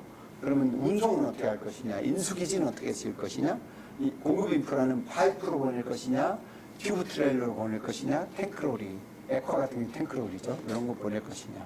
이런 걸 지금 이제 하겠고, 한편으로는 해외 그린 암모니아 도입 사업을 준비 중에 있습니다. 저도 이제 그 그린 암모니아 그 위원으로 들어가 있는 협약 우리가 이제 같이 했는데, 지난 그 8월 초에 그 2020년, 22년 이후에 생산되는 그 그린 수소를 들여와서 여기 표를 보시면 신재생 에너지와 대기 중에 있는 질소를 합성해서 그린 암모니아를 합성하고 그 그린 암모니아를 마이너스 33도 정도 되는 데서 액화를 해서 그거를 우리 쪽에 저장 운송해 오고 다시 그거 자체로 바로 그 혼소 발전을 하는 경우도 있고 아니면 그 고순도 수소를 추출해내서 그 수소를 차량이나 연료전지에 활용하는 이런 구조가 되겠습니다. 이제 어느덧 마지막 장표가 되겠는데 이제 아까 말씀드렸듯이 수소 경제 로드맵을 지금 이제 수립을 하고 있습니다. 하고 있는데 이거는 이제 수소 기본계획, 우리 수소법에 보면 수소경제 기본계획을 수립하도록 되어 있습니다. 그래서 이 로드맵 로드맵은 좀 이제 뭐 숫자라든지 이런 좀 이렇게 지향점을 얘기하는 거고 기본계획은 실제로 어떻게 이행해 나갈 것이기 때문에 산업부가 이제 저희가 이제 그 산업부를 돕고 저희 이제 분과위원회를 운영하고 있습니다. 그런 걸 통해서 이제 그 충전소는 어떻게 할 것이다.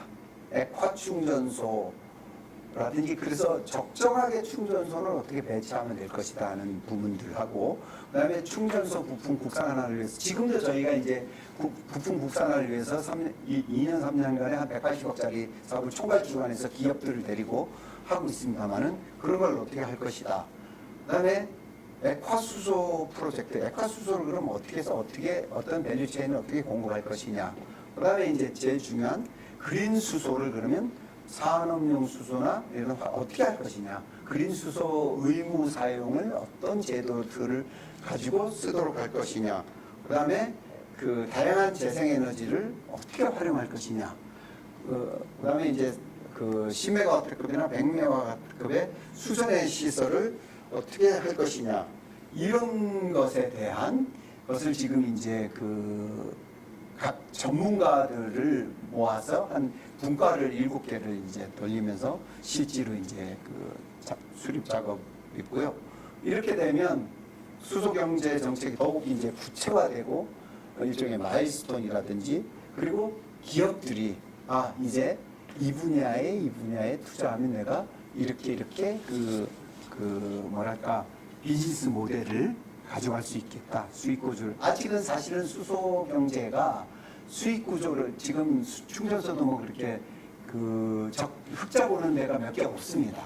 하지만 이게 이제 인프라가 같이 갖추고 전체가 아까 말씀드린 탄소 중립, 탄소 국경세라든지 탄소세 이런 거로 인해서 비용이 올라가는 거를 수소와 이렇게 같이 결합이 되면 수소 경제가 경제성도 갖고 경쟁력도 갖고 그래서 우리가 좀 사실은 수소 경제에 관해서 우리가 앞서가고 있거든요. 그래서 앞서가는 그 경제를 실제로 이제 해외에 같이 그래서 지금 저희가 아까 여기서 설명 많이 안 드렸습니다만은 그 해외 협력도 양국 간 협력, 다국 간 협력, 또 국제 협의체 같은 거를 저희가 회의체 같은 거를 하나 지금 9월에 설립을 하고 그래서 수소 경제는 크게 두 가지 요소인데요. 규모의 경제, 그다음에 기술의 경제입니다.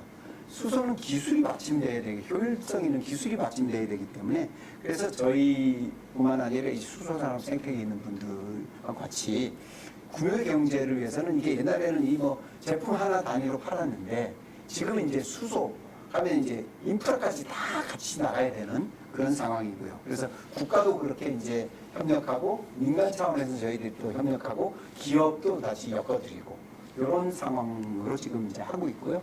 그다음에 이제 기술 기반인데 아직까지 솔직히 말씀드리면 그 기술력이 수전의 기술이라든지 연료전지 기술은 우리가 특히 자동차용 연료전지 기술은 우리가 이제 지금 굉장히 선도적으로 앞서고 있는데 그 생산에 있는 수전 기술이라든지 이런 부분은 좀 떨어지는 게 사실이고 그다음에 충전소 국산화율도 떨어지는 부분이 있는데 그 부분을 위해서 저희가 지금 이제 그 계속적으로 그 정부를 도와서 정부와 함께 그 R&D도 하고 각종 그 노력을 하고 있다는 말씀드리고 특히 이제 수소 경제를 놓는 데 중요한 틀이 아까 말씀드렸던 그 기술 그다음에 이제 산업 투자죠. 투자 기술 그다음에 인력. 그래서 인력도 저희가 그 수소 전문 인력 양성을 저희가 총괄 주관을 해서 각 대학 저 수도권에 있는 대학, 중부권에 있는 대학, 저 남부권에 있는 대학과 같이 하고 기업, 그 다음에 인증기관들도 같이 해서 그거를 지금 인력 양성을 지금 진행 중에 있고요. 그 다시 또 더 큰 인력 양성도 준비 중에 있다는 말씀을 드립니다. 일단 지금까지가 제가 그냥 두서없이 좀 이제 설명을 드린 거고요. 혹시 질문이 있으시면 질문을 받도록 하겠습니다. 고맙습니다. 네. 예, 나는 그 좋은 자료 가지고 열정적으로 강의 감사합니다. 저희들도 몰랐던 거 좀 많이 알게 되는데요. 주기율표 원소 주기율표에서 1번이죠.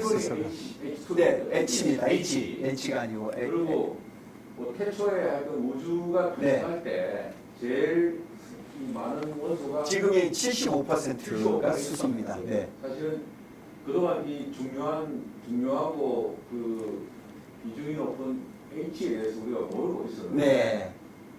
이 H2 코리아라는 정말 선자부 네. 기업 단체에서 우리 단장님이 한두 해 연구하신 거 아닌 것 같습니다. 그렇습니다. 네. 정말 그 고생 많았습니다. 몇 가지 질문을 네. 드립니다. 말씀 주십시오. 이걸 보니까 우리나라에 지금 뭐 잘 나가는 기업들, 네. 특히 포스코, 네. 현대제철, 네. 그다음에 한전 안에 있는 네. 발전자. 발전사, 예, 발전자 회사들. 원전을 빼고 네네. 보니까 뭐 한 해 순이익이 뭐 천억 뭐 이 정도 네. 수준인데 네. 탄소세가 미국이 2025년부터 네. 유럽이 2023년부터 해서 거기서 뭐 최소 단위, 중간 단위 뭐 네, 그렇습니다. 10불, 50불 네, 네. 뭐 이렇게 네. 최대 할 100불 때 정도까지 막 하죠. 이 거의 한 해 순이익이 다 날아가더라고요. 거의 그렇죠. 네. 네. 제가 또 표 보여드린 거. 23년 하면 지금 2년밖에 안 남았고 네네. 25년이면은 적은데 한 4, 5년 남았는데 네. 물론 뭐 한전 자체 발전사들은 수출은 별로 없지만 네.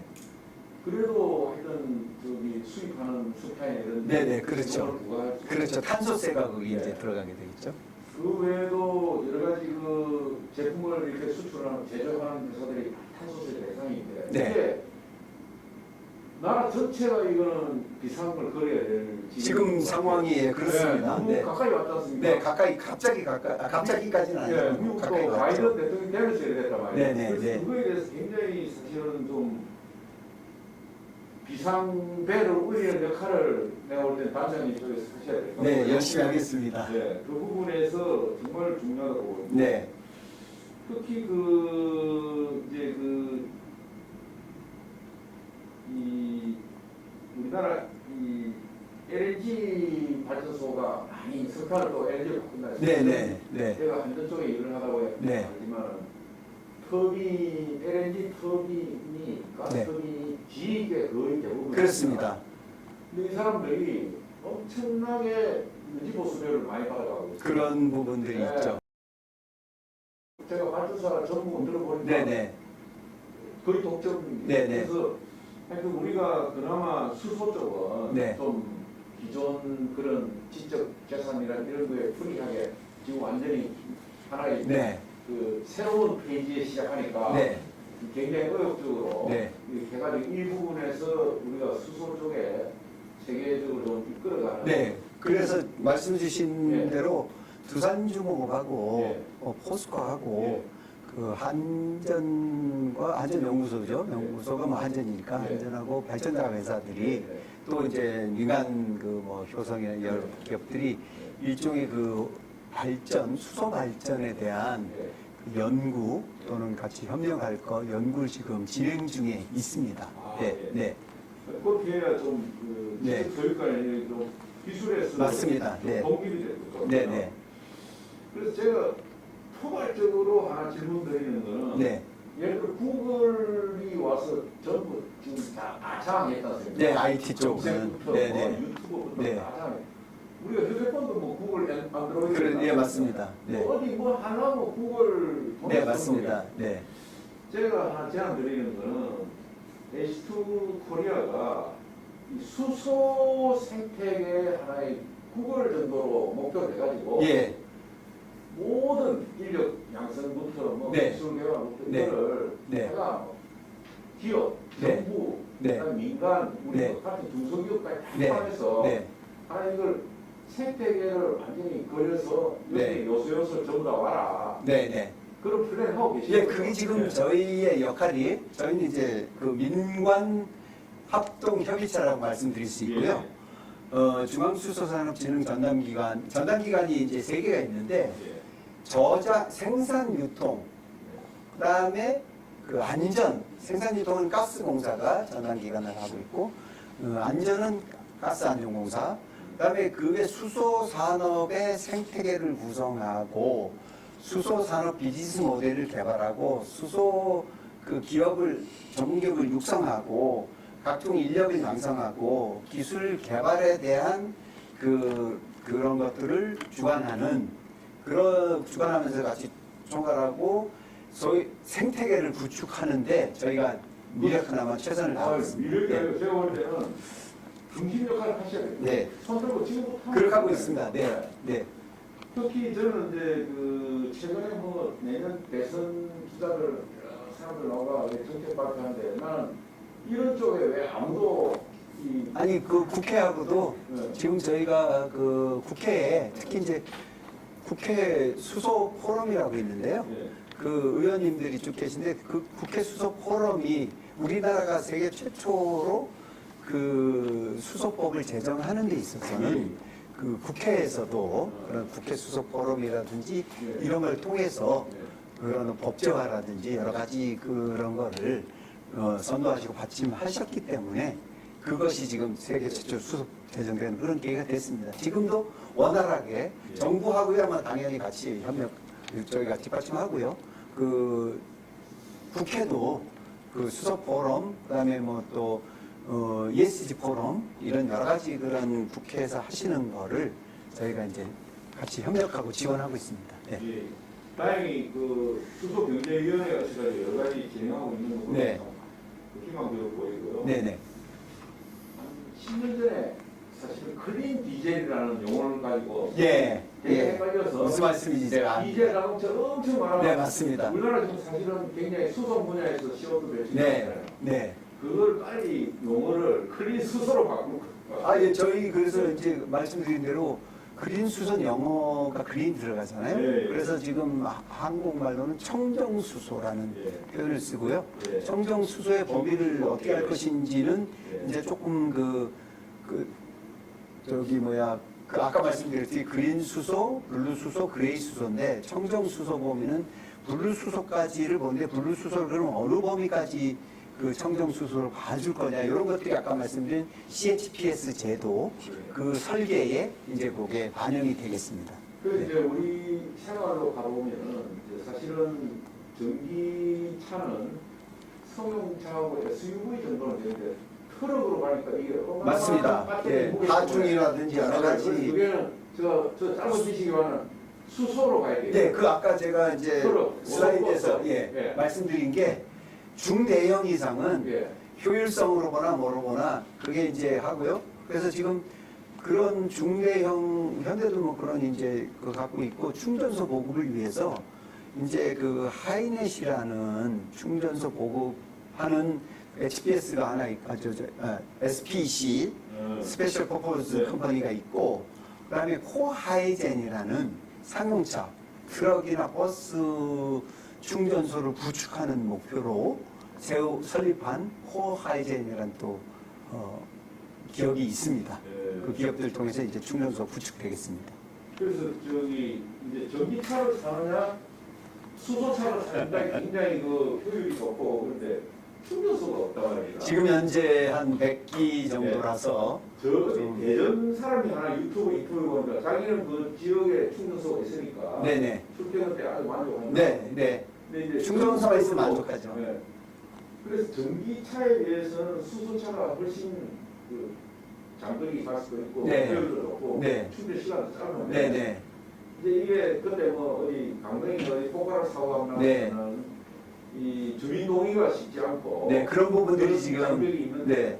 아까 보니까 그 고속도로라든지 뭐 네. 현대라든지 이런 데서 좀 하대요. 네네. 그래서 수소 충전소 이것도 그 좀 더 과감한 맞습니다. 인센티브를 뭐 예를 들어 주민 동의 얻을 때 네, 그 맞습니다. 사람한테 뭐 10년간 좀 싸게 주겠다. 뭐 그런 부분 결국 이제 지금 지금 저 많이 하면은 네. 충전소만 확보되면 사람들이 맞습니다. 수소차 많이 사는 네, 맞습니다. 그래서 아까 제가 잠깐 설명드렸는데 한 2030년까지 한 660기를 목표로 하고 있기 때문에 한 660기 정도가 구축이 되면 이제 저 LPG 차량 충전하듯이 그 정도 되면 크게 이제 뭐 어려움이 없으실 거로 보이고 충전소 보급은 이제 환경부에서 지금 열심히 하고 계시는데 저희도 환경부하고 잘 협조해서 뭐 저희가 그동안에 해온 일 중에 하나가 그 설명회에 가서 수소 지금처럼 뭐 수소 차량이라든지 이런 거에 대해서 뭐 좀 그 설명을 드리고 그런 역할들을 저희가 지난번에 양재 충전소 그때도 저희 이제 간부가 가가지고 실질적으로 전문가들하고 간부들이 가가지고 이게 충전소가 이렇게 운영이 되고 있고 이렇게 뭐 안전성이 이렇게 문제가 없다 이런 점들을 설명을 드리고 저희 하는 큰일 중에 하나가 또 지금 말씀하신 국민의 수용성을 제고하는 그래서 그런 수소하고 좀 친숙해지는 지금 사실 원래 잘 모르게 되면 두려움이 생기는 거잖아요. 그래서 그게 아주 잘못된 그런 오해가 있어서 수소 왓소 퀴즈쇼라든지 그 콘텐츠 UCC 콘텐츠 이 경제대회라든지 이런 포스터 제작 이런 하여튼 좀 더 친근하게 국민들에게 수소 경제와 수소 차량이 모빌리티, 수소 연료전지 뭐 이런 수소 경제가 다가설 수 있도록 그렇게 지금 작업하고 있습니다. 예전에 유튜브 하는 사람 보면 굉장히 만족하더라고요. 수소 차량. 네네. 네. 그런 사람 공부를 많이 해주고. 네네. 알겠습니다. 제가 볼 때는 고속도로 이 주유소들이 그거는 좀 많이 주민들하고 떨어져 있으니까. 네. 거기서 조금 뭐 한 100m나 이런 쪽에 부지 확보해가지고 네네. 도로공사하고 해가지고 네. 충전소를 전국에 쫙 해놓으면 네, 안성에 가면 안성에 가면 이제 있고요. 저희도 이제 가끔 출장 갔다 안성에 가서 이제 넣고 오기도 하고, 그다음에 이제 저쪽 화성 휴게소 쪽도 가도 있고 그런 식으로 해서 그런 식으로 이제 지금 도로공사 하고 있고 그다음에 기존에 이제 그 주유소나 LPG 하던 그 기업들이 같이 설치하거나 전환하거나 그래서 전환 비용 뭐 그런 지원 방안도 지금 찾고 있고 그다음에 규제가 혹시 뭐 있다면 규제도 지금 예컨대 이제 충전소 내에는 연료전지 설치하는 게 좀 법적으로 정리가 안 된 부분은 다시 곧 규제 완화 차원에서 법적으로 정리한다든지 그다음에 그린벨트 내에서는 30%까지 뭐 그런 충전소 시설 설치할 수 있도록 한다든지 그런 제도 규제 완화 이런 것도 저희가 지금 열심히 노력해 나가고 있습니다. 네. 한 3, 40년 전에는 LPG 충전소 하면 막 주민들 대모하고 그렇습니다. 그랬습니다. 그렇습니다. 네. LPG 충전소에 수소 충전소 같이 세워도 네. 주민들은 괜찮을지. 네, 그렇습니다. 네, 그런 법적인 제도적인 것들을 지금 정리해 나가고 있고 실제로 그쪽에 들어오도록 기업들도 이제 LPG 충전소를 운영하는 큰 기업들도 그런 부분에 대해서는 상당히 그 사업을 검토하고 사업성을 추진해 나가고 있습니다. 네. 저는 뭐 하나에 계신 H2 코리아가 정말 너무 중요한데 네. 조금 더 그러니까 각 그 민관 하여튼 여러 그 기업들에서 그 관심도 높여야 되고 그런 차원에서 사실 오늘 모셨습니다. 아유, 고맙습니다. 앞으로 열심히 하고 예. 또 뭐 언제든지 예, 예. 이런 그 수소 경제 또 수소 산업에 대해서 궁금하신 뭐 우리 저 청정 포럼 예. 그 회원분들께서 예. 궁금하신 사항이 있으시면 예. 언제든지 연락 주시면 성심을 다해서 이제 예. 답변도 드리고 같이 협력하도록 하겠습니다. 예. 네. 혹시 질문 있으면